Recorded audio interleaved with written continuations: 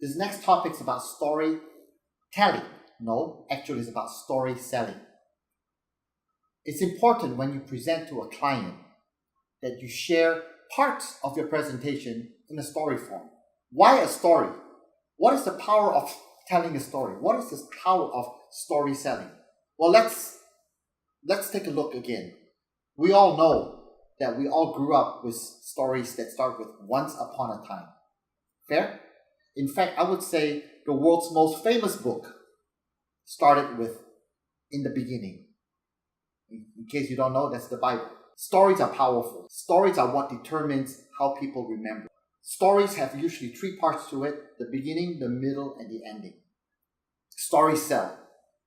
When do you use stories? You can use stories to explain about yourself, your personal value proposition. For example, when people ask, I understand about your bank, and I certainly appreciate you sharing your bank's proposition to me, but why should I bank with you? This is a wonderful opportunity to talk about your story. Perhaps you can say, look, I've been in the banking industry for 15 years or 20 years. I've gone through 4 financial crises. My clients have stayed with me. Some of the clients over time have made a little bit of money, but have never lost a client. And this is how you would articulate your value proposition through telling a story. I've been around for 15 years. I've been working with clients through the 4 market cycles, that's the middle, and the ending is, despite the challenges of the market cycles over time, my clients stay with me.